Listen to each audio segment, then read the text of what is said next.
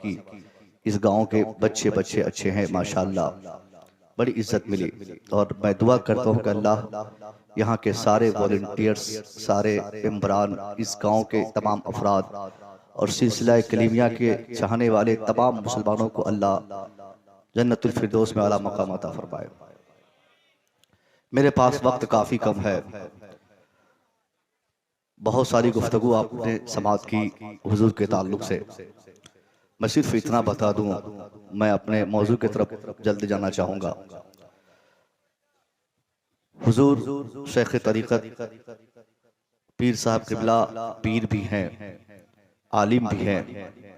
अगर हज़रत पीर नहीं भी होते, आलिम नहीं भी होते, फिर भी इतने बड़े बाप के बेटे और इतने बड़े दादा के पोते हैं जिनकी निस्बत का जवाब नहीं। पीर होना अलग चीज है, निस्बत होना ये बहुत बड़ी शय है। दुनिया का हर आदमी अपनी कोशिश से पीर बन सकता है, दुनिया का हर इंसान अपनी कोशिश से बड़ा आलिम बन सकता है। दुनिया में हम और आप अपनी कोशिश से अपने समाज का नहीं, पूरी दुनिया का सबसे बड़ा मुफ्ती बन सकते हैं। मगर हम और हमारे खानदान का सारा फर्द जिंदगी भर मेहनत करके थक जाएगा, सैयद बनना चाहेगा, ये अल्लाह की अता से होता है। अल्लाह जिसे चाहता है सैयदजादों के घर में पैदा फरमाता है। तो हुजूर सैयद साहब क़िबला पीर भी है और सैयदजादे भी है, इसलिए आप और हम बड़े खुशनसीब हैं कि हमको पीर भी मिला तो सैयदों की सूरत में मिला। कोई निस्बत तो काम आएगी साहब, जब सारी निस्बतें खत्म हो जाएंगी। नमाज, रोजे, हज और ज़कात, हर एक चीज में हम कहीं ना कहीं मक्कारी करते हैं। 100% एक नमाजी की सूरत में मुसलमान नमाज नहीं पढ़ता। दिखावा, मक्कारी, तसन्नो, आर्टिफिशियली अंदाज में जाकर मस्जिद में इधर उधर करना, तो हर एक चीज हमको जवाब दे सकती है, हर वसीला, हर सिलसिला हमको ठुकरा सकता है। मगर नबी के बच्चों से मोहब्बत का जो सिलसिला है ये कभी हमको दगा नहीं देगा। ये निस्बत बहुत बड़ी चीज है। कल मैदान महशर में हम अपने रब से कह सकते हैं, अल्लाह मैंने तेरे बहुत नाफरमानियां की, मगर अल्लाह तेरे हबीब के बच्चों का मैं बहुत बड़ा खादिम व मुहिब था, अल्लाह इसी के सदक़े में मेरे गुनाहों को तू माफ फरमा दे। बहरहाल तो हजरत तशरीफ फरमा है, हमको हुक्म हुआ है। हजरत ने शायद इसलिए हुक्म फरमाया कि अब तक जितने खुतबा थे वो लोग अलग अलग मौज़ूआत पर गुफ्तगू किए, मगर हजरत की ख्वाहिश हुई कि मैं सीरत पर बात करूं, हजरत के नाना की सीरत पर। कहिए ना सुभान अल्लाह। हुजूर अकरम सल्लल्लाहु अलैहि वसल्लम की सीरत पाक पर मैं गुफ्तगू करूं। और ये एक खतीब का ये हक भी होता है, दुनिया में तमाम मौज़ूआत, तमाम टॉपिक्स, जितनी गुफ्तगू आप कर सकते हैं, मगर नबी की सीरत से अच्छी गुफ्तगू दुनिया में कोई नहीं हो सकती। हम अपने पीर साहब की 24 घंटे तारीफ करें, 24 घंटे तारीफ करें और नबी की सीरत नहीं बताएं तो बेकार है। इसलिए शायद हजरत ने मुनासिब समझा कि मुसव्विर रजा जो हजरत के कदमों की धूल चाट कर यहाँ आया है। यकीनन मैंने बहुत पीर देखे हैं, मगर जितनी मोहब्बत और जितनी असागर नवाजी, बच्चों को और छोटों को नवाजना हजरत से मैंने सीखा और देखा है, मैंने कहीं किसी पीर में नहीं देखा है। आमा यार, इतनी बड़ी खानका का मालिक, इतने बड़े बाप के बेटे और इतने बड़े दादा के पोते, जिनके अंडर 54-55 से जायद मदारिस चलते हो, जिनकी झोली में जज़ाकल्लाहु खैरा, जिनकी झोली में लाखों नहीं करोड़ों के करीब चाहने वाले हो, जिनकी झोली में देखिए, जिनको कुछ देना होगा, मुझे डिस्टर्ब मत कीजिएगा क्योंकि मैं तकरीर करूंगा। आज हजरत बैठे हैं, मैं तकरीर करूंगा, हजरत के कदमों के सामने आप ला के रख देंगे, ताकि बाद में अगर वो पैसे को मैं उठाऊं तो मैं अपनी अम्मी से कह सकूं कि अम्मी सैयद साहब के कदमों से पैसा उठाया। मेरी गुफ्तगू सुनिए। दुनिया में मैंने बहुत पीर देखे हैं, मगर हुजूर ने जो असागर नवाजी हजरत में मैंने देखी है, वो कहीं भी इस जमाने में पीरों में देखने को नहीं मिलता। 2-4 लोगों को मुरीद बनाकर कोई पीर बनकर 5 साल हो गया, अभी तक बीवी को मुरीद नहीं बना सका। ऐसे ऐसे पीर भी देखे गए हैं जो कहता है कि मैं पीर हूं, उनसे पूछिए कि तेरा मुरीद कौन है, तो वो बाहर के आदमी का नाम बताएगा। अगर उनसे पूछिए कि तेरी बीवी तुझको मानी, बोलेगा नहीं, वही मुझे नहीं मान रही, बाकी दुनिया मान गई है। तो अपनी बीवी को जो आज तक मुरीद नहीं कर सका, उनका भी पांव जमीन पे नहीं रहता है। मगर अल्लाह की कसम, इतनी बड़ी खानका के साहिब सजादा, सैयदजादा, पीर इब्ने पीर, वली इब्ने वली, इनके हाथ में इतनी ताकत, इतनी पावर, इतना स्ट्रेंथ है, उसके बावजूद इस कदर असागर नवाजी। मुझ जैसे मौलवी से बात कर लेना, अल्लाह की कसम, छोटे छोटे मौलवी लोग, पीर लोग हम लोगों से बात नहीं करते, मगर हजरत मोहब्बत से बातें भी करते हैं और अपने खादिमों से कहते हैं इस जलसे में मुसव्वी रजा की तकरीर करवा दो, इस जलसे में मुसव्वी रजा की तकरीर करवा दो। तो हजरत ने 4 तकरीर के लिए मुझको चुनकर मेरे ऊपर इतना बड़ा एहसान फरमाया है कि इस मुर्शिदाबाद, मालदा और इस कलीमी खानदान में, कलीमी सिलसिला में तकरीर करने के लिए मेरे पास कोई सिलसिला नहीं था। हजरत की ख्वाहिश हुई, मैं आ गया हूं। अब जब मैं आ गया हूं तो कलीमी ताकत में सरशार होकर कलीमियों के बीच में अल्लाह के रसूल की सीरत में बताऊंगा कि सरकार दो आलम ने अपनी 63 साल जिंदगी में किस तरीके से आपने दुनिया को सींचा, दुनिया में इनकलाब लाया। आपकी जिंदगी से हमको सबक क्या मिलना चाहिए? 63 साल जिंदगी में 23 साल आप निकाल दे बाहर, सिर्फ 40 साल की अगर आप बात करें, 40 साल तक मेरे मुस्तफा किसी को नहीं बताए थे कि मैं कौन हूं, मैं क्या करने आया हूं, मेरी आमद का मकसद क्या है, मैं दुनिया में क्यों भेजा गया हूं। 40 साल तक मेरे नबी, तारीख बताती है, उन मक्का वालों के साथ आप बकरियां भी चलाए, भेड़ भी चलाए, आपने बिजनेस भी किया, मगर 40 साल का एक टाइम और पीरियड गुजारने के बाद मेरे मुस्तफा जब उन लोगों के बीच रहकर आपने चाहा कि अब मैं बता दूं कि मेरी आमद का सच असल में मकसद क्या था, मेरे मुस्तफा उन लोगों को एक जगह इकट्ठा करके आपने फरमाया, ए लोगों, मैं नबी हूं, मेरी आमद का मकसद यह है, मैं तुमको दीन सिखाना चाहता हूं, अल्लाह एक है, उस एक खुदा को तुम मानो। इतना सुनना था कि जिन अरब के लोगों ने मुस्तफा करीम को 40 साल देखकर, परखकर सबसे बड़ा दुनिया का सच्चा कहा था, सबसे बड़ा दुनिया का नेक इंसान मारा था, सबसे अच्छा इंसान मारा था, उन लोगों ने अब मुस्तफा करीम को गालियां देना शुरू किया। किसी ने आपको आवारा कहा, किसी ने आपको दीवाना कहा, किसी ने आप पर ओझड़ियों की बारिश की, तारीख बताती है किसी ने आप पर पत्थरों की बारिश की और ताइफ में आपके दंदाने मुबारक को शहीद कर दिया गया। खून से लहूलुहान मेरे मुस्तफा है। आपने देखा कि आपको सबसे अच्छा कहने वाला, सबसे सच्चा कहने वाला, वफादार कहने वाला, सादिकुल वादुल अमीन कहने वाला, वो आपको गालियां दे रहा है, वो आपको बुरा भला कह रहा है, वो आपको घर से निकालने की बातें कर रहा है। मुसलमानों ने कहा, हुजूर आपको ये लोग गालियां दे रहे हैं, क्यों नहीं इनके हक में बद्दुआएं करते हैं? आप बद्दुआ करेंगे अल्लाह से, अल्लाह आपकी दुआ कबूल फरमाएगा, आपके दुश्मनों का कलेजा सीने से बाहर आ जाएगा, उतबा शैबा पागल होगा, अबू जहल दीवाना होगा, आपके दुश्मन का सर उसके तन से जुदा हो जाएगा।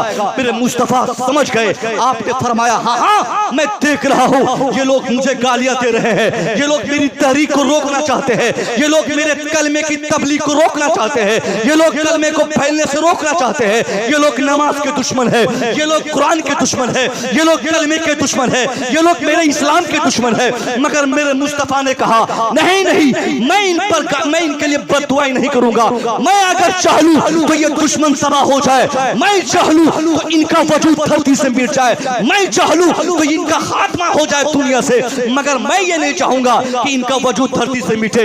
इसलिए कि मेरे मुस्तफा की निगाहें नबूवत देख रही थी। जिन लोगों ने मेरे मुस्तफा के ऊपर पत्थरों की बारिशें की थी, तारीख बताती है 23 साल तबलीगी जिंदगी में मुस्तफा करीम को मानकर उन दुश्मनों ने इस्लाम के दिलो दिमाग इस कदर बदल गए। जिन लोगों ने मेरे नबी पर पत्थरों की बारिशें की थी, उन लोगों ने उसी माहौल में मेरे मुस्तफा पर दरूदों की बारिशें करना शुरू कर दी। जिन लोगों ने नमाज रोकी थी, वही अब नमाज पढ़ रहे हैं। जिन लोगों ने कुरान की तिलावत पर पाबंदी बैठाई थी, अब वही कुरान पढ़ रहे हैं। यानी इस्लाम के पैगंबर की तबलीग का ऐसा असर अरब के उन पत्थर दिल लोगों के दिलो दिलो दिमाग पर नक्श हो गया कि जो शराब के दलदल में फंसा था, अब वो शराब से बैर इख्तियार करके, वो खुद शराब से तौबा करके दूसरों को शराब की खराबी का इल्म दे रहा है। जिन लोगों ने नमाज छोड़ी थी, उन लोगों ने नमाज इतनी पढ़ी कि कुरान उनकी नमाज का तज़किरा करते हुए कहता है,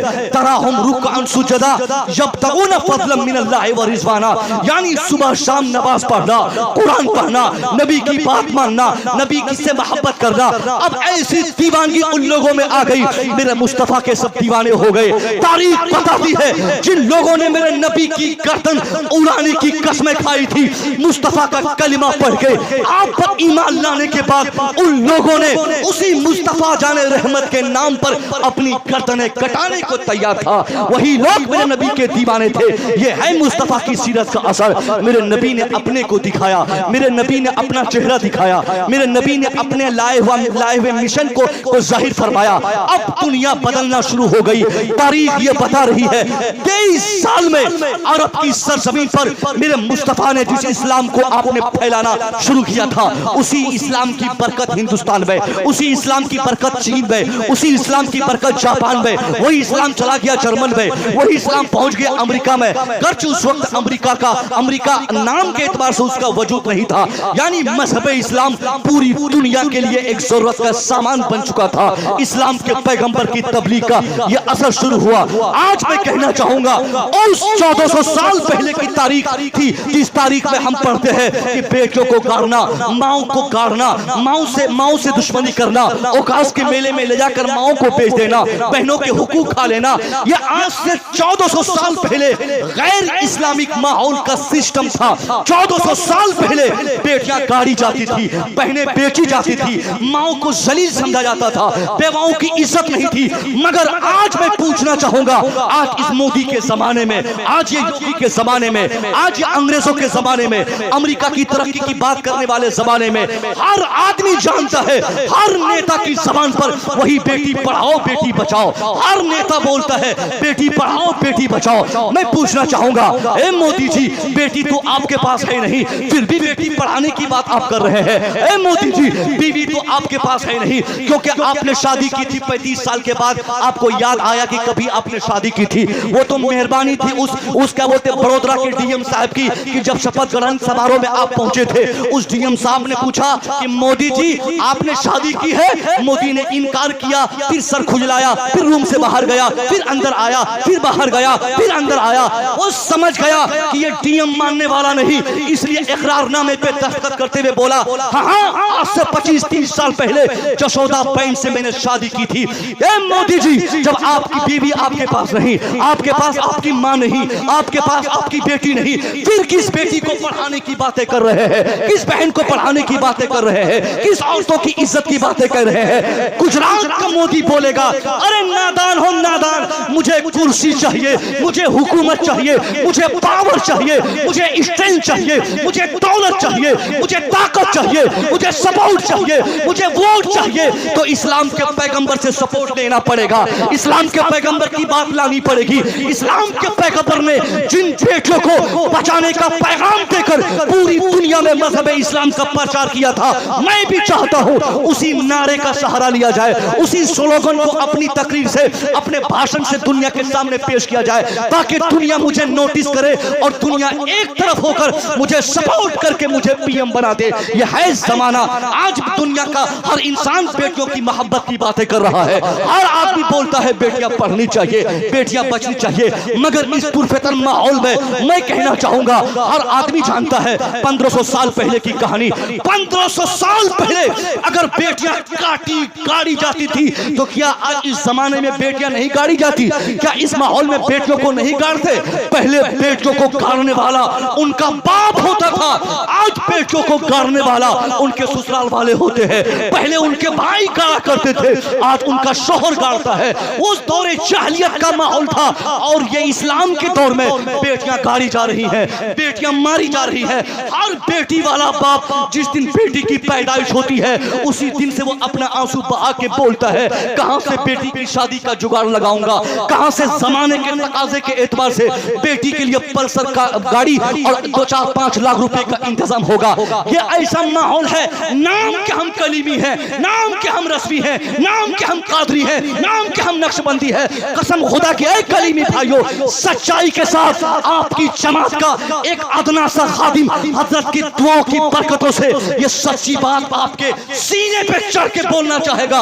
हम मुसलमान रस्मी हैं, हम मुसलमान कादरी हैं, हम मुसलमान नक्शबंदी हैं, हम मुसलमान कलीमी हैं, मगर हम जरा देखें तो सही, कौन सा मुसलमान कह सकता है कि हमारी ख्वाहिश नहीं कि मेरे बेटे की शादी में 5 लाख रुपया मिल जाए? कौन मुसलमान होगा जिसकी तमन्ना नहीं कि मेरे बेटे की शादी में मैं अपने समधी से 5-7 लाख रुपया ले लूं? अगर यही हालात रहे, हमारी बेटियां 30-35 साल की हो जाएंगी, आंसू बहाकर दिन रात गुजारेंगी। जहेज के कारोबार को जिस तरीके से हम फरोग दे रहे हैं और कहने को हम मुसलमान हैं, कहने को नबी वाले हैं। अरे जिस मुस्तफा जाने रहमत ने बेटियों को बचाने का सबसे बड़ा अभियान, सबसे बड़ी तहरीक अरब के रेगिस्तान से शुरू किया था, होना तो यह चाहिए था उसी बेटियों को बचाने के लिए हर मुसलमान कोशिश करता। मगर आज 5 लाख चाहिए समझी जी, गाड़ी चाहिए समझी जी, अपाची चाहिए समझी जी, फर्नीचर चाहिए समझी जी। अगर यही हालात रहे तो गरीबों का क्या हाल होगा? आज से 20-25 दिन पहले मेरे पूर्णिया का एक मौलाना ने मुझे फोन कर बताया, मौलाना साहब आप तो खतीब आदमी हो, लोगों के बीच आप जाके तकरीर करते हो। मौलाना लॉकडाउन से पहले 10 साल तक मैं लखनऊ में पढ़ाया, उसके बाद मैं 2 साल मुंबई में पढ़ाया, 12 साल पढ़ाकर तब जाकर मौलाना मैंने एक बेटी की शादी कर पाई और आज 4 बेटियां शेष मेरे पास बची हुई हैं। मेरी उम्र 40 साल को पार कर चुकी है। ए मौलाना, अगर यही हालात रहे मैं मर जाऊंगा, मेरी बेटियां कुंवारी मर जाएंगी, कौन शादी दिलाएगा? ए हजरत, क्यों नहीं लोगों को जहेज से रोकते? क्यों नहीं बेटियों से मोहब्बत की बात करते? क्यों नहीं बेटियों को बचाने का पैगाम लोगों के दिलो दिमाग में उतारते? मैंने कसमें खा ली कि जरूर कोई बड़ी महफिल में इस टॉपिक को रखकर लोगों से वादा करवाऊंगा कि अगर हमारे पास ईमान है तो ईमान की चाशनी भी नजर आनी चाहिए, ईमान है तो ईमान का मतलब समझ में आना चाहिए। ऐ मुसलमानों, अगर आप मुसलमान हो और मैदान महशर में सरकार के कदमों के नीचे आप रहना चाहते हो तो इतने बड़े मजमे में हुजूर के सामने खड़े होकर सबको ये तारीफ करनी पड़ेगी। ऐ मौलवी साहब, मैं अपने बेटे की शादी दिलाऊंगा मगर पैसे की मांग नहीं करूंगा, मैं भाई की शादी दिलाऊंगा पैसे की मांग नहीं करूंगा। एक आदमी भी अगर इसके लिए वादा करता है, मैं कसम खा के कह सकता हूं वो कुछ भी नहीं लेगा, कोई फर्क नहीं पड़ेगा। उसका बेटा, उसकी बहू यहां भी कामयाब रहेगी, मरने के बाद वहां भी कामयाब रहेगी।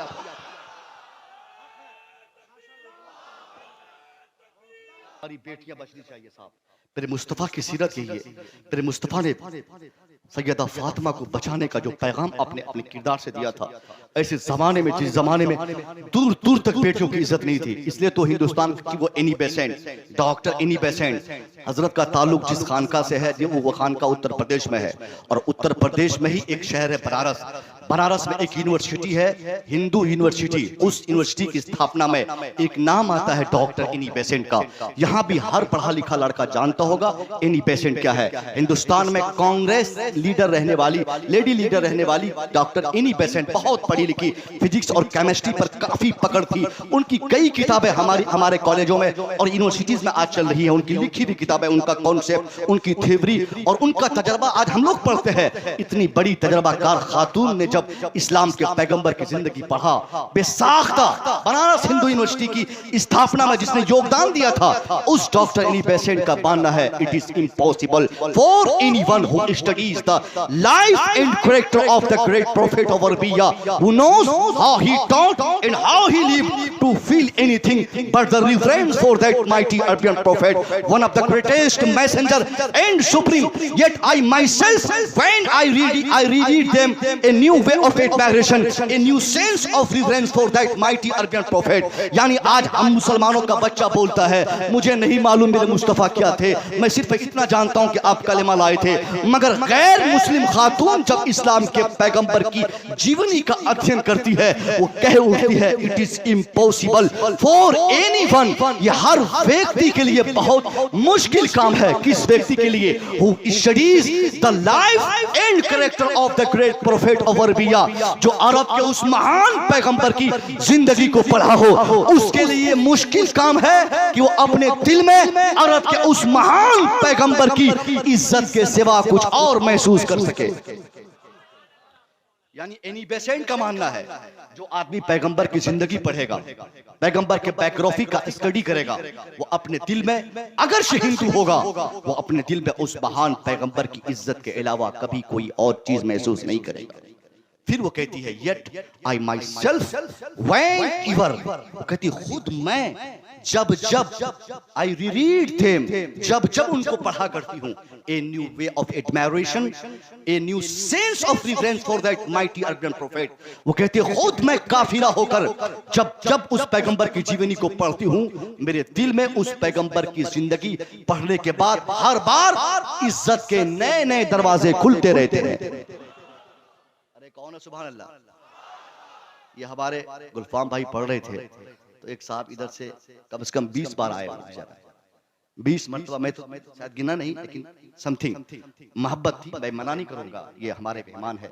अब मैं तो देखा हूँ कि ये जहां आप पढ़ते हैं वो जो माहौल बनता है वो माहौल तो यहाँ देखने को नहीं मिला। अक्सर मैं देखा करता हूँ तो यूट्यूब के जरिए मैं देखता हूँ कि काफी अच्छा माहौल बन जाता है, इनके लिए अच्छा होता है, मगर एक खतीब के लिए आज बहुत अच्छा माहौल था कि ये पढ़ रहे थे और ज्यादा हंगामा नहीं हो रहा और बड़ी मोहब्बत से आप सुन रहे थे। ये आपकी मोहब्बतों को सलाम है।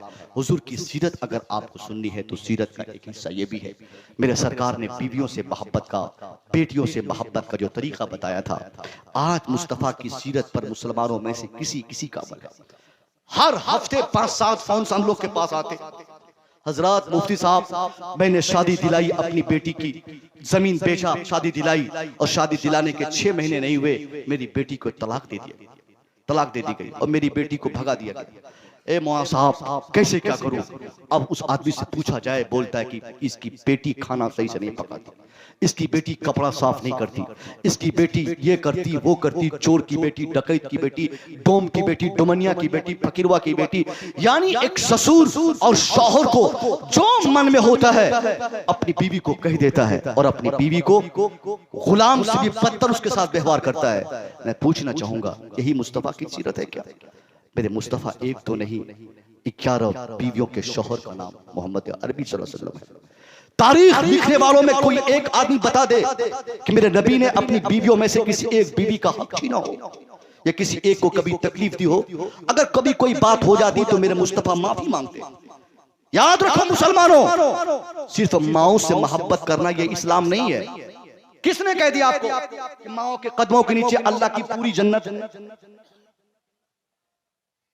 अल्लाह की जन्नत माओ के कदमों के नीचे है, मगर इसका मतलब ये नहीं कि बीवी के पास कुछ नहीं है। अरे मां से मोहब्बत करना अगर तेरे लिए जरूरी और लाजिम है तो बीवी से मोहब्बत करना भी मुस्तफा की सुन्नत है। अरे बोलो सुभान अल्लाह। और वो लोग बुलंद आवाज से बोले जो बीवी को गुलाम समझते हैं, और गलती उनकी भी नहीं है, हुजूर बैठे हैं, गलती अक्सर हमारे बाप की है, हमारे बुजुर्गों की है। हमारे बुजुर्ग को बर्दाश्त नहीं होता है कि उसका बेटा और उसकी बहू एक साथ बैठ के खाना खाए। शादी के 1 हफ्ते के बाद, चैलेंज है ये मेरा, 1 हफ्ते के अंदर अगर दूल्हा दुल्हन एक साथ खाना खाते पकड़ा जाए, उसको पकड़ा जाए ही कह सकता हूं, ये बहुत बड़ा हादसा होता है उस घर में। और हमारी माँ देख ले तो फौरन बोलेंगी कि जब से ये आई है मेरे बेटे को कब्जा कर लिया है।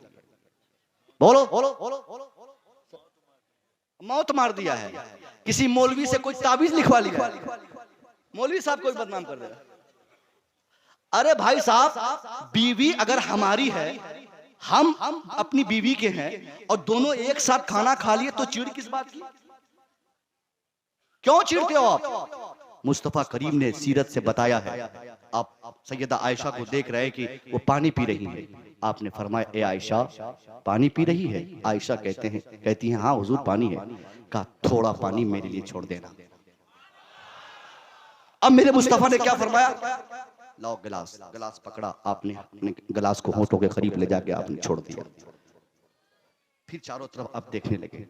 फिर सैयदा आयशा ने कहा हुजूर आपने प्यास का एहसास फरमाया था, गिलास खाली है, गिलास में पानी है और गिलास में कोई कचरा भी नहीं है, गिलास साफ है, फिर भी आप गिलास में क्या देख रहे हैं? हुजूर ने फरमाया, ए आयशा, मैं पानी तब पीऊंगा जब मुझे वो मुनासिब जगह मिल जाएगी। इशारा समझो, बोलो सुभान अल्लाह। हुजूर ने फरमाया, आयशा, ये तो मैं भी देख रहा हूं कि गिलास साफ है, पानी भी मौजूद है, कोई कचरा नहीं है, मगर मैं उस जगह को तलाश रहा हूं आयशा जिस जगह तूने अपने होठों को लगा के पानी पिया था। अगर बीवी हमारी हमारे प्लेट में बैठ के खाए तो नबी की क्या है? सुभान अल्लाह। इसलिए मेरे अब्बा हुजूर, मेरे दादा लोग, मेरी अम्मी लोग, अगर आपके बेटे आपकी बहू से बात नहीं करे तो ये आपकी रिस्पॉन्सिबिलिटी है कि आप अपनी बहू को, आप अपने बेटे को एक साथ जोड़ने का कोई तरीका न अपनाए। एक शाम अगर आपके घर में आपकी बहू रोकर गुजार दे, उलमा बयान फरमाते हैं 40 दिन तक अल्लाह उस घर में रहमतों की बारिशें नहीं फरमाता है। यहां कोई शाम ऐसी नहीं है जो हमारी बहू बगैर रोए हुए खाना खाती। ऐसे ऐसे कवानीन हमारे घर में है बहू के लिए कि जब तक तेरा देवर नहीं खाएगा तू नहीं खाएगी, शौहर नहीं खाएगा तू नहीं खाएगी, तेरा ससुर नहीं खाएगा तू नहीं खाएगी, तेरी सास नहीं खाएगी तू नहीं खाएगी। क्यों भाई? वो घर की रानी है, उसकी मर्जी चलेगी, खाना वो पकाती है, उसकी मर्जी चलेगी। जब उसे भूख का एहसास होगा, शौहर खाए ना खाए, ससुर खाए ना खाए, कोई और खाए ना खाए, बहू का हक है कि जब भूख का एहसास हो तब खाना खा ले। ये जाहिलाना रसूम और रिवाज, ये मेन तकरीर साहब। हमारी बेटियां जल रही हैं, हमारी बेटियां मर रही हैं, हमारी बहू मर रही है। हमारे घर में जिसको हमने रानी बनाकर लाना था उसको हम नौकरानी बनाकर खटवा रहे हैं। ये नबी की सीरत के खिलाफ है। एक बार हुजूर ने हजरत सैयदा फातिमा से फरमाया, ए फातिमा, ए मेरी बेटी फातिमा, जा जा अपनी अम्मी खदीजा से कहना कि अब्बा बुला रहे हैं। सैयदा खदीजा आई हुजूर की बारगाह में और आते हुए बोलती, कहने लगी कि हुजूर मुझे जल्दी से आप चादर दीजिए। सरकार फरमाते हैं, ए खदीजा क्यों कांप रही हो? खदीजा क्यों कांप रही हो? खदीजा कहती है, हुजूर मुझे बहुत तेज बुखार है और मुझे लगता है कि यह बुखार मेरे लिए जानलेवा हो, हुजूर अपनी चादर दे दीजिए। सरकार फरमाते हैं, खदीजा तुम मेरी चादर लेके क्या करोगी? खदीजा कहती, सरकार अगर मैं मर जाऊं तो मेरी तमन्ना यह है कि आपकी चादर से ही मेरे लिए कफन का इंतजाम किया जाए। वो बीवियां सुने जो बीवियां 24 घंटे शौहर के कमा कर घर आने के बाद अपने शौहर को आंखें दिखा के कहती है, आ गया फिर सताने के लिए, आ गया फिर ड्रामा करने, आ गया फिर मारने, आ गया डोम, आ गया चमार, आ गया शैतान। उन बहनों से कहूंगा, ए मेरी बहनों, आपका शौहर है, शौहर से मोहब्बत करना नमाज पढ़ने से ज्यादा आप पे फर्ज है। नमाज अपने वक्त पे फर्ज है, रोजा अपने टाइम पे फर्ज है, रोजा हज और ज़कात अपने अपने टाइम पे फर्ज है, मगर शौहर की इज्जत, शौहर से मोहब्बत भी आप पे फर्ज है। जिस मुस्तफा करीम का तूने कलमा पढ़ा है, उस मुस्तफा करीम से सैयदा खदीजा कह रही है, हुजूर मुझे बहुत तेज बुखार है, मेरी ख्वाहिश हो रही है, अगर मैं इस बुखार की वजह से मर जाऊं तो मेरी तमन्ना है आपकी चादर से ही मेरे लिए कफन का इंतजाम किया जाए। कौन बीवी होगी इस जमाने में जो अपने शौहर से इस कदर मोहब्बत करेगी? आज की बीवियां तो सिर्फ अपने शौहर से तनख्वाह और पैसे की मोहताज रहती है। पैसा मिले अपने से निकाब पहन के बोलती है कि मैं बच्चा के साथ में मार्केट चली जाती हूँ, बस नाम के लिए मोहब्बत करती है। इल्ला माशाअल्लाह अच्छी बीवियां हैं। इसलिए खुदा के वास्ते मैं शौहर से गुजारिश करूंगा कि अपनी बीवी से मोहब्बत करे, बीवियों से गुजारिश करूंगा अपने शौहर से मोहब्बत करे, क्योंकि मेरे मुस्तफा की बारगाह में सैयदा खदीजा ने कहा, हुजूर मेरी तमन्ना है आपकी चादर से मेरे लिए कफन का इंतजाम किया जाए। अब नबियों के सरदार ने फरमाया, ए खदीजा तुम चाहती हो कि मेरी चादर तेरे लिए कफन बन जाए? ए खदीजा ये चादर क्या चीज है? अगर तू मेरी चमड़ी मांगे तो मैं उधार के तुझे दे दूं। मुस्तफा अपनी चमड़ी देने को तैयार है अपनी बीवी को। एक ही आदमी को लगा कि मैं हक बोल रहा हूं, सबको लगा है ना, माशाअल्लाह लगा सबको है, निभा एक रहा है। खैर नजरो नियाज और इसकी जरूरत नहीं है। अगर आपने बारगाह कलीमी से ये पैगाम आपने ले लिया, 50 तकरीर मुसव्विर रजा की एक तरफ और एक आदमी एक जलसे से अपनी बीवी से मोहब्बत की बातें सीख के चला जाए, अपने वालिदैन के एहतराम की बातें सीख के चला जाए, एक बीवी अपने शौहर की इज्जत के आदाब के तरीके सीख के चला जाए। मैं समझता हूँ जलसे का बुनियादी मकसद तो यही होता है। जलसा इसलिए कराया जाता है, देखिए साहब, हम बहुत अच्छे हैं, हम कलीमी हैं, हम बहुत अच्छे हैं, हमारे हाथ में बहुत मजबूत दामन है, मगर ये दामन का सदका हमें मरने के बाद तब मिलेगा जब इसकी रिवायत पे हम अमल करेंगे, इसके पूरे सिस्टम पे हमारा अमल होगा। वरना सिर्फ कहने को अगर हम कलीमी रहेंगे तो कल मैदान महशर में हमारा रब इस वजह से भी हमको हमारे लिए अजाब लाजिम करा देगा कि तू सिर्फ नाम के लिए कलीमी था, तेरे किरदार कलीमियों की तरह न थे। इसलिए कलीमी मुसलमान भाइयों, हमारे बुजुर्गों के एहसानात हमारे ऊपर है, हम अपने बुजुर्गों को याद करें कि हमारे बुजुर्गों ने किस इस्लाम को आइडेंटिफाई किया था, किस इस्लाम को हमारे पास पेश किया था। क्या वो इस्लाम हमारे समाज में है क्या? अभी हजरत फरमा रहे थे कि हमारे हुजूर दुल्हा मियां अलैहिर्रहमा जब इलाके में आया करते थे तो बैलगाड़ी पे आते थे, वो बैलगाड़ी से सफर करके पैदल चल के जिस इस्लाम को बचाकर हम तक पहुंचाया है, हम अगर दुल्हा मियां के सच्चे दीवाने हैं तो हमको कसम खाकर अपनी जिंदगी का एक एक हिस्सा इस तरह गुजारना होगा कि हम जिएंगे तो सरकार दुल्हा पाक की जिंदगी पर जिएंगे। दुल्हा पाक की जिंदगी क्या थी? उनकी जिंदगी, उनकी खलवत भी मोहब्बत रसूलुल्लाह पर गुजरती थी, उनके जलवत भी मोहब्बत रसूलुल्लाह पर गुजरते थे। वो एक वक्त की नहीं, एक टाइम की नहीं, बल्कि एक रकत नमाज नहीं छोड़ते। और आज हम लोग जुम्मा पढ़ते हैं या साल में एक ही बार पढ़ते हैं, और ऐसे लोग सबसे खतरनाक होते हैं जो लोग कभी नमाज नहीं पढ़ते, नमाजियों पे सबसे ज्यादा वही लोग धूस जमाते हैं। अभी एक साहब मस्जिद में बता रहे थे हमको कि हजरत जो नमाजी कभी कभी आते हैं ना, उनसे हम लोगों को बहुत डर लगता है। बोला क्यों? बोला वो आते ही गुस्सा आने लगता है। सबसे पहली बात, लोटा यहाँ फेंका हुआ है, घड़ी की सुई ऐसी है, वैसी है, वैसी है। खुदा की कसम, अगर आप मुसलमान हैं, ईमान का थोड़ा सा भी हिस्सा बचा हुआ है, आपके लिए जरूरी यह है कि आप नमाज पढ़ें। इस्लाम को जिस तरीके से पैगंबर इस्लाम ने दुनिया के सामने पेश किया था, उस इस्लाम को भी आप अपने किरदार से दुनिया में पेश करें। मेरी बात दूर तक चली गई, मुझे सीरत पे बात करनी थी। सरकार दो आलम की सीरत है बेटियों को बचाना। मुस्तफा करीम ने जिस तरीके से बेटियों को, बीवी को, बहनों को बचाया था, दुनिया मिसाल नहीं दे सकती है। दुनिया में कोई एक रहनुमा कोई बताए जो मुस्तफा जारे रहमत की तरह बेटियों को बचाने की तहरीकें चलाई हो। दुनिया का कोई ऐसा लीडर कोई बताए जिसने बीवियों से मोहब्बत का इतना बड़ा मिसाल, इतनी बड़ी मिसाल अपनी जिंदगी से और अपने किरदार से दुनिया में पेश किया हो। कोई रहनुमा नहीं मिलेगा। ढकोसलाबाद मोदी मिलेगा, ढकोसलाबाद योगी मिलेगा, ढकोसलाबाद अमित शाह मिलेगा। दुनिया में दूसरे लोग सिर्फ नाटक करने के लिए बेटियों को बचाने की बातें करते हैं, मगर सच में अगर 100% बेटियों को बचाने का किसी ने पैगाम दिया है, वो कोई और नहीं, वो इस्लाम के पैगंबर की जाते गरामी है, वो मुस्तफा जाने रहमत की जात है, जिसने सिर्फ नारा नहीं दिया है बल्कि बेटियों को बचाकर भी मुस्तफा ने दुनिया को दिखाया। बेटियों से मोहब्बत की बातें भी आपने की और अपने किरदार से बेटियों को बचा के दिखाया। आज सफाई का अभियान पूरे हिंदुस्तान में चल रहा है, जिधर देखिए स्वच्छता का अभियान, स्वच्छता का अभियान। मैं पूछना चाहूंगा, ये स्वच्छता का अभियान सबसे पहले किसने शुरू किया था? आज हमारे बिहार में एक नेता बना है नीतीश कुमार। 7 साल हो गए बिहार में शराब पर पूर्ण पाबंदी आयद की है, कोई शराब नहीं पी सकता। मैं पूछना चाहूंगा, आखिर कौन बताया नीतीश कुमार को कि शराब पीने से आदमी का दिमागी तवाज़ुन खराब हो जाता है? ये सारी कुर्बानी, सारे एहसानात किसी और के नहीं, इस्लाम के हैं, इस्लाम के पैगंबर के हैं। आप अगर मुसलमान हैं तो इस्लाम के पैगंबर की सीरत पे अमल करना, सीरत मुस्तफा यही है। हाँ, एक बात और मैं बता रहा था, एक साहब मसला पूछ रहे थे कि हुजूर, एक साहब पूछ रहे थे कि हमारे पास पैसा है, हम अपनी बेटी को जहेज देंगे, आम मौलवी कौन होते हैं रोकने वाले? वाजिब बात है कि नहीं? अरे वाजिब बात है ना, आप करोड़पति हैं भाई, हम क्यों रोकेंगे?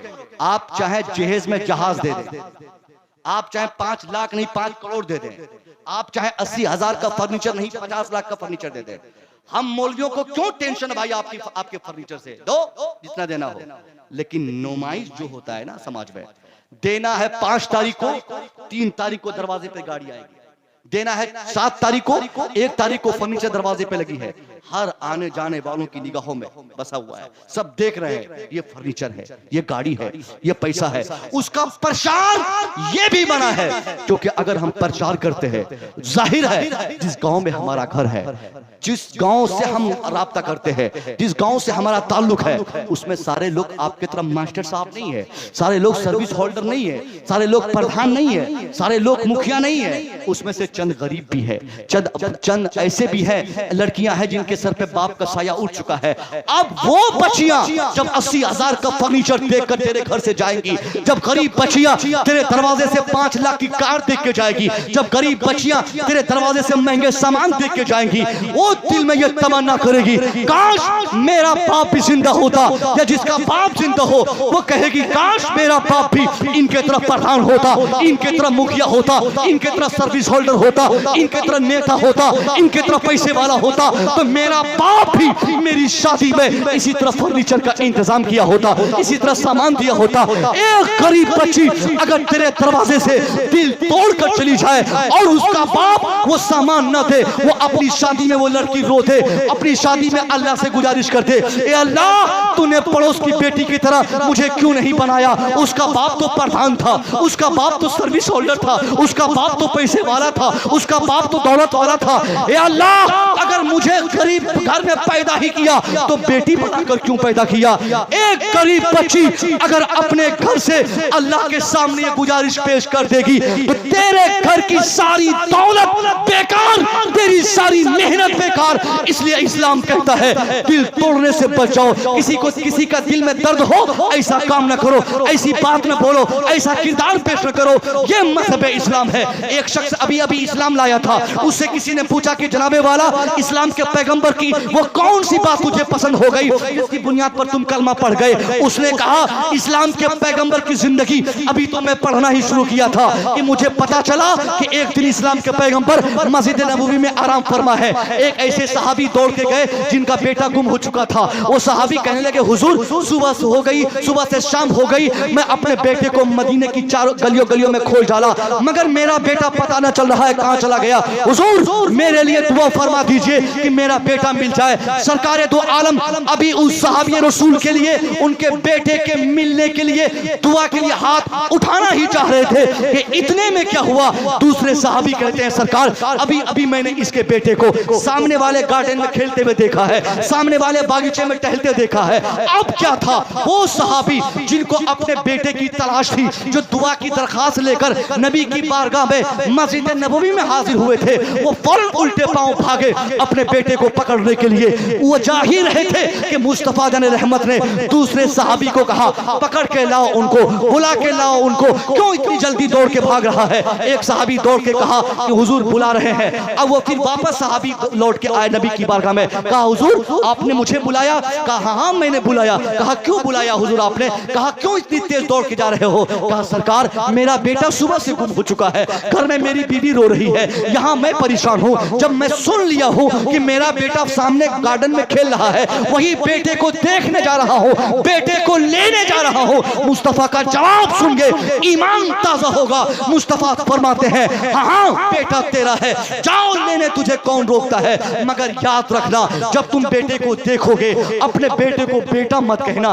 बेटा कह के हरगिज़ मत पुकारना। सरकार फरमाते हैं बेटा मत कहना। साहबी कहते हुजूर बेटा मेरा है, पैदा मैंने किया है, परवरिश की जिम्मेदारी मेरी है, उसकी देखभाल मैं करता हूँ। मैं अगर अपने बेटे को बेटा कह ही दिया तो इसमें क्या फर्क पड़ेगा। सरकार फरमाते हैं हाँ बेटा तेरा है, तुम कह सकता है, मगर हालात दूसरा है, तुमको पता नहीं, तुम कई घंटे से अपने बेटे को नहीं देखे हो, तेरे दिल में तेरे बेटे के लिए अजीबो गरीब मोहब्बत होगी। मुझे यकीन इस बात पर है कि घंटों की मफारकत के बाद जब तुम अपने बेटे को देखोगे और लफ्ज़ बेटा कह के पुकारोगे तो उस लफ्ज में, उस पुकार में, उस स्टेटमेंट में, उस बात में एक अजीबो गरीब मोहब्बत होगी, एक अजीब कैफियत होगी। इसलिए मुझे अंदेशा है जब तुम प्यार से बेटा कहोगे और तेरा बेटा जहां खेल रहा है तुमको नहीं मालूम कि वहां औरों के भी बच्चे खेल रहे हैं। वो उन बच्चों में यतीम बच्चे भी होंगे, ऐसे बच्चे होंगे जिनका बाप इस दुनिया में नहीं होगा। इसलिए मेरे सहाबी मैं चाहता हूं कि कहीं ऐसा न हो जाए कि तुमको तेरा बेटा मिल जाए और तुम किसी यतीम को तकलीफ दे दो। इसलिए मेरी ख्वाहिश है कि तुम बेटे को नाम लेके पुकारना और चुपचाप लेके घर चला जाना ताकि तेरा बेटा भी मिल जाए, किसी यतीम को तकलीफ भी ना हो। यतीम को तकलीफ, बात समझ में आई? इस्लाम उस मजहब का नाम है, दुश्मन को भी तकलीफ देने की इस्लाम में इजाजत नहीं है। दुश्मन को भी तकलीफ देने की इजाजत नहीं है। मगर आज हम मुसलमानों ने अपने दोस्तों को तकलीफ देने का नाटक शुरू कर दिया है। आज मुसलमान सबसे ज्यादा दुखी अपने भाई से है, और दुनिया मुसलमान कहे ना कहे, दुनिया अच्छा कहे ना कहे, अगर अल्लाह अच्छा कह दे तो ये बड़ी बात है ना। और आज ये भी आदमी करता है, अल्लाह के चक्कर में नहीं रहता है कि अल्लाह क्या कहेगा, वो दुनिया के चक्कर में रहता है कि दुनिया क्या कहेगी। नमाज इसलिए पढ़ता है कि लोग क्या कहेंगे, नहीं पढ़ता है। रोजा हम इसलिए रखते हैं कि लोग सोचेंगे कि रोजा नहीं रहता है। नमाज इसलिए पढ़ते हैं कि लोग बोलेंगे नमाज नहीं पढ़ता है। अरे लोगों के बोलने ना बोलने से कोई फर्क नहीं पड़ने वाला है। आप अपना किरदार ऐसा पेश कीजिए कि आपका पैदा करने वाला आपसे खुश हो जाए। कहीं ना सुभान अल्लाह। तो मैं कह रहा था कि आज हम दुश्मनी का जो किरदार पेश करते हैं, अल्लाह के नबी ने फरमाया था, अल मुस्लिम मन सलिमल मुस्लिमूना मिन लिसानिही व यदिही। मुसलमान वो है जिसके किरदार से, जिसके हाथ के जुल्म से, जिसकी जबान से दूसरा मुसलमान महफूज है। हमारी जबान से कोई मुसलमान महफूज है? बात बात पे गाली देना, बात बात पे दूसरों की बुराई करना, बात बात पे दूसरों को तबाह करने की कोशिश करना। याद रखिए, आप बहुत बड़े नमाजी हो तो क्या हुआ? आपने 5 बार नहीं 50 बार हज किया है तो क्या हुआ? अगर आपने जिंदगी में किसी एक मुसलमान को तकलीफ दी है और वो मुसलमान भाई उस तकलीफ को माफ नहीं किया है, तो नबी करीम के फरमान के मुताबिक या उसके सेंस में मैं कह सकता हूँ, कल मैदान महशर में हमारा रब, आपका रब आपकी नमाजों के तमाम सजदों को आपके चेहरे पर मार के बोलेगा, भाग, तेरी नमाज काबिल नहीं, तेरा हज काबिल कबूल नहीं, क्योंकि तूने नमाज पढ़ी मगर तूने अपने भाई मुसलमान भाई को सताया। तूने नमाज तो बहुत पढ़ी मगर किसी मुसलमान का तूने बहुत दिल दुखाया। इसलिए मुसलमानों, अगर मुसलमान हो तो इस्लाम कहता है कि हम अपने भाइयों से मोहब्बत करें, अपने पड़ोस से मोहब्बत करें, हर एक के लिए अच्छाई चाहे, हर एक के लिए भलाई चाहे। हम जिस रास्ते से गुजर जाएं उस रास्ते में कहीं कांटा ना हो, जिस रास्ते से गुजरे वहां पर कहीं पत्थर ना हो। नबी करीम ने कभी कहा था, अल ईमानो बज़ुम व सबून शोबा व अफज़लुहा क़ौलु ला इलाहा इल्लल्लाह व अदनाहा इमाततुल अज़ानी तरीक़ वल हया शोबतुन मिनल ईमान। आज हम में से शायद किसी को मालूम है, यहाँ हम लोग सोचते हैं कि ईमान का मतलब सिर्फ कलेमा है, ईमान का मतलब मुरीद होना है, ईमान का मतलब मस्जिद जाना है, ईमान का मतलब हज करना है। भाई समझ रहे ना, ईमान का मतलब ही हम लोगों को समझ में नहीं आता है। ईमान हम लोगों में से अक्सर सोचते हैं कि ईमान का मतलब कलमा पढ़ लेना है, लेकिन सरकार फरमाते नहीं, ईमान का मतलब सिर्फ कलमा पढ़ना नहीं है। ईमान का मतलब क्या है? नबी कहते हैं, अल ईमानो बिज़ुम व सबूना शोबा व अफज़लुहा क़ौलु ला इलाहा इल्लल्लाह व अदनाहा इमाततुल अज़ानी तरीक़ वल हया शोबतुन मिनल ईमान। सरकार कहते हैं ईमान का पहला हिस्सा है कलमा पढ़ना, पहला पार्ट है कलमा पढ़ना, पहली सीढ़ी है कलमा पढ़ना। मगर सारी सीढ़ी कलमा पढ़ना नहीं है, सारा पाठ कलमा पढ़ना नहीं है, पूरी मंजिल कलमा पढ़ना नहीं है, बल्कि जो कलमा पढ़ता है गोया वो मुसलमान बनना चाह रहा है, अभी वो मुसलमान बना नहीं है। मुसलमान बनने के लिए करना क्या होगा? नबी फरमाते हैं, इमाततुल अज़ानी तरीक़ वल हया शोबतुन मिनल ईमान। किसी भी तकलीफ दे चीज को रास्ते से हटाना, ये भी मोमिनों की पहचान है। तकलीफ दे चीज का मतलब क्या हुआ? नबी ने कहा था, कांटा रखा हो उसको साइड कर देना, लोहा हो साइड कर देना, पत्थर हो साइड कर देना। और आज अगर कोई लोहा लकड़ी कोई तकलीफ दे चीज कहीं साइड रखी रहती है तो हम जानकर बीच रास्ते में रखेंगे कि आधा घंटा बाद फलाना जाएगा, साइकिल से मोटरसाइकिल से टकराएगा, भले पांव टूटेगा, वो उसका पांव टूटेगा, वो जाएगा हॉस्पिटल, उसका पैसा खर्च होगा और हमारा सीना खुशी से फूल जाएगा। लानत हो ऐसी सोच पर। भूल गया उस रिवायत को। यहूदी का बादशाह कहीं रात में निकला टहलने के लिए, 2-4 लोगों को साथ ले लिया, अंधेरे में गुजर रहा है किसी रास्ते से, किसी पत्थर से चोट लगी, बादशाह को काफी तकलीफ, बेहोश हो गया। उनके खादिमों ने उनके कटे हुए हिस्से पर कपड़े बांधकर उसको होश में लाने की कोशिश किया। बहुत देर के बाद जब बादशाह होश में आया तब पलटकर बादशाह ने कहा कि अरे मैं कहाँ आ गया? उनके खादिमों ने कहा, हुजूर आप तो यहाँ के बादशाह हैं ना, आप यहाँ के राजा हैं और यहाँ क्या राजा हैं तो आपको मालूम होना चाहिए कि कौन सा रास्ता कैसा है, कौन सा कटीला है, कौन तकलीफ दे रास्ता है। सरकार, आप यहाँ के बादशाह होने के बाद भी ये गलत रास्ते पर कुछ क्यों चल पड़े? बादशाह का जवाब सुनिए, ईमान ताजा होगा। बादशाह कहता है, ए मेरे खादिमों, तुमको नहीं मालूम कि मैं इस रास्ते से चलना क्यों चाहा? कहा क्यों चाहा? कब मुझे मालूम है कि रास्ता कोई मामूली रास्ता नहीं, बल्कि इसी रास्ते से मुसलमान रोज गुजरता है। अरे कौन है सुभान अल्लाह? ये रास्ता मुसलमानों के गांव से होके गुजरता है। यहूदी बादशाह कहता है, मैं जानता हूं जो रास्ता, जिस रास्ते से मुसलमान गुजरा हो या जो रास्ता मुसलमानों के गांव होकर गुजरा हो, उस रास्ते में कोई तकलीफ दे चीज नहीं होती है। बादशाह अपने खादिम से कहता है, मैं यकीन से कह सकता हूं, ए मेरे खादिमों, आज लगता है इस रास्ते से किसी मुसलमान का गुजर नहीं हुआ। अगर मुसलमान गुजरा होता तो जिस पत्थर से मुझे चोट लगी है, यह पत्थर रास्ते में नहीं होता। एक यहूदी का इतना बड़ा यकीन मुसलमानों पे था कि मुसलमान जिस रास्ते से गुजरता है उस रास्ते में कहीं कोई तकलीफ चीज नहीं होती है। और आज हमारा ईमान इतना डैमेज हो चुका है कि तकलीफ चीज को हम बीच रास्ते में लाके हम बोलते हैं कि हम मुसलमान हैं। कौन मुसलमान ऐसा होगा साहब जो अपने ही भाई से दुखी नहीं होगा?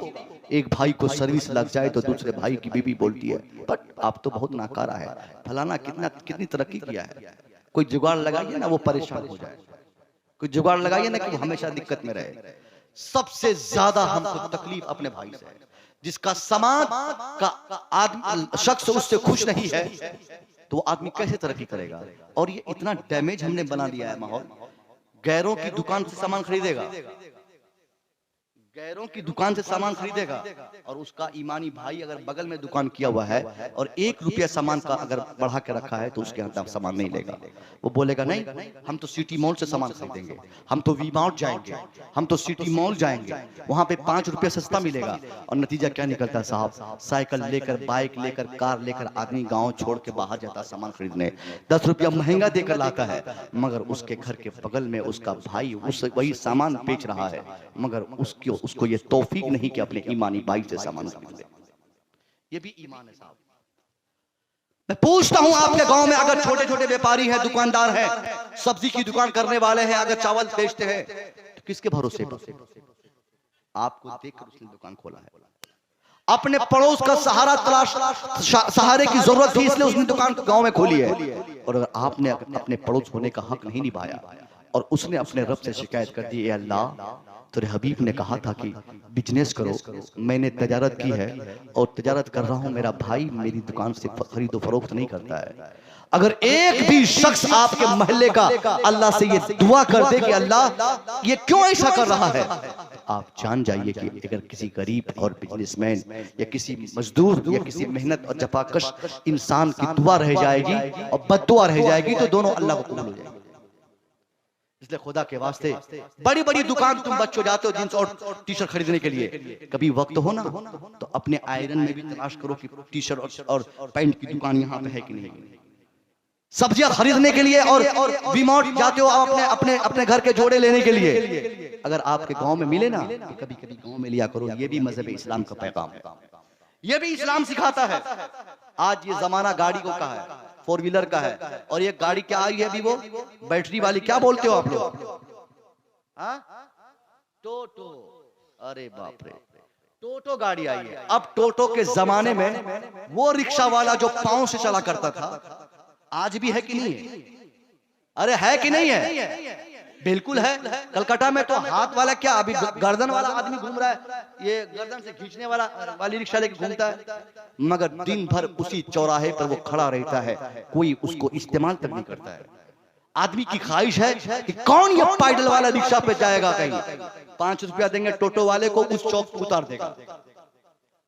लेकिन मैं कहना चाहूंगा इस्लाम का पैगाम यही है साहब, आपके पास अगर टाइम है, आपके पास वक्त है, नहीं कोई काम है, तो 10 रुपया देकर कभी कभी पैडल रिक्शा पर भी आप बैठ जाया करो, उस रिक्शा वाले पर भी बैठ जाया करो, उसकी रिक्शा पर आप उसकी सवारी करोगे, मैं जानता हूं उसकी रिक्शा की वजह से, बैठने की वजह से आपका कोई नुकसान नहीं होगा। 10 रुपया पॉकेट से जाएगा, क्या नुकसान होगा?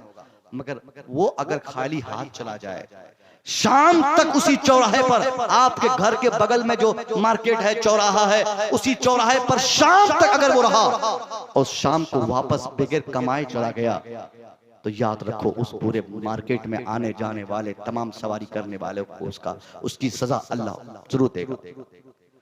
इसलिए कि जो आदमी आज भी पांव से रिक्शा चलाता है वो इंतहाई दर्जे का गरीब है।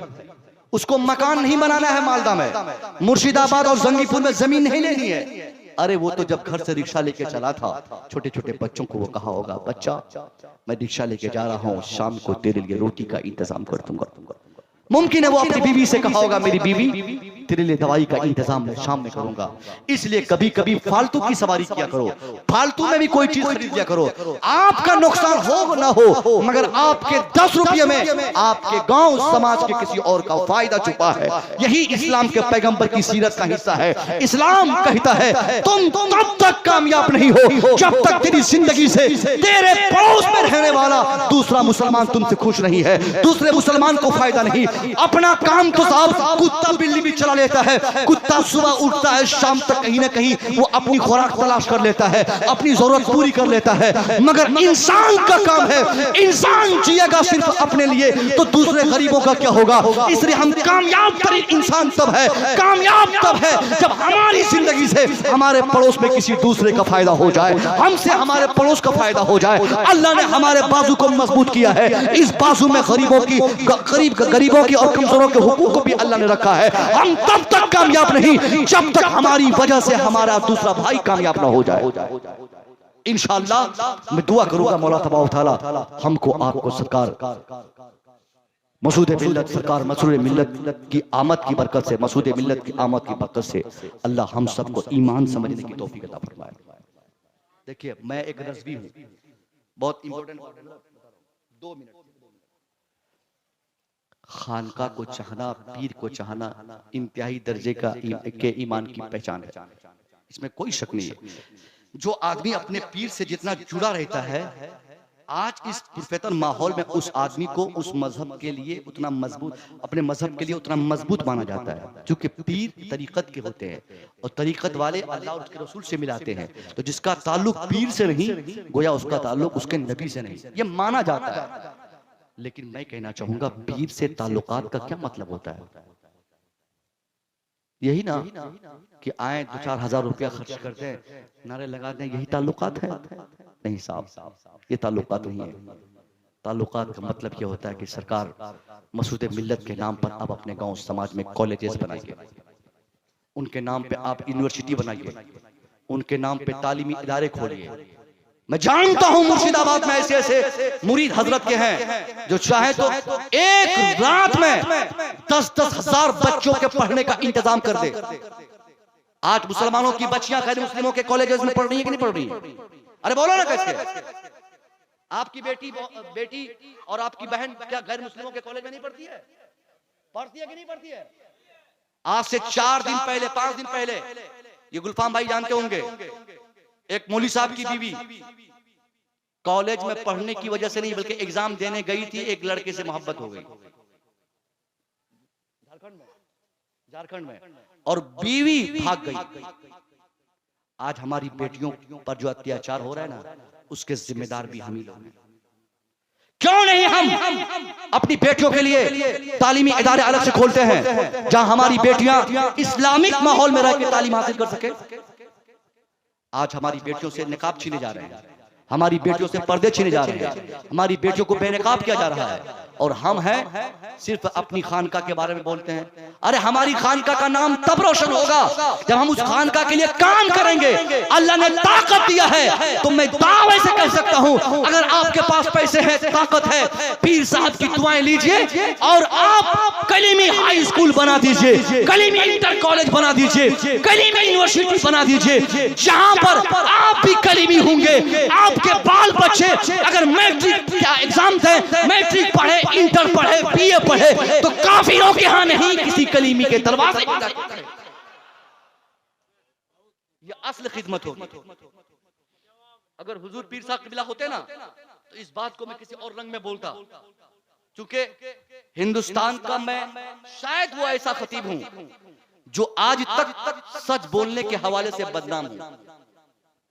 आज तक लोग मुझे इसलिए नफरत और इसलिए मोहब्बत करते हैं, ये सच्ची बात है साहब। हाँ, नफरत अगर करते हैं कोई कि क्यों ये हक बोलता है, नफरत की एक वजह ये हो सकती है कि क्यों नफरत करता है।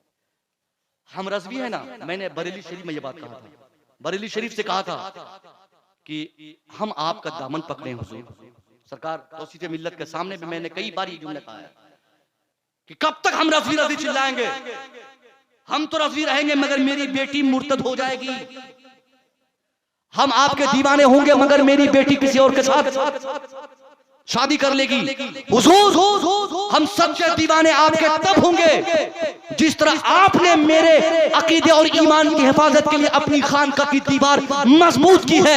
अब आपकी जिम्मेदारी है कि आप अपने खादिमों से ऐलान कीजिए कि आपके खादिम आपके पास आए और आप उनके लिए किसी मुनासिब जगह का इंतखाब करके आप अपने खादिमों के लिए, आप अपने सिलसिले से जुड़े हुए लोगों के लिए, आप उनके बच्चों की तालीम के लिए, कॉलेजेस में पढ़ने के लिए आप उनके लिए रज़वी गर्ल्स हॉस्टल का इंतजाम करें, गर्ल्स कॉलेज का इंतजाम करें, ताकि आपके खादिम आपसे मोहब्बत भी करें और आपके खादिम के बच्चे आपके बनाए स्कूल कॉलेज में पढ़ाई भी करें।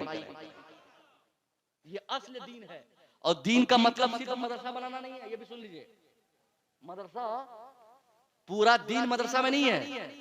अगर कॉलेज में ही दीन का काम हो रहा है और मदरसे में दीन का काम नहीं हो रहा है तो 50 मदरसे से बेहतर एक कॉलेज है।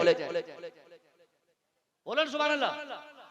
मान लीजिए 24 नंबर उसका मदरसा नहीं है क्या, उसमें भी तो हाफिज कुरान है, उसमें भी हदीस शरीफ पढ़ने वाले हैं, मगर उनके हिफ्ज करने में और हदीस पढ़ने का मकसद कुछ और है। वो लोग इसलिए हदीस पढ़ते हैं कि देखें कहां कहां नबी के बारे में क्या लिखा है, ताकि उसको जाने, कमी जाने और कमी को दुनिया के सामने हाईलाइट करे।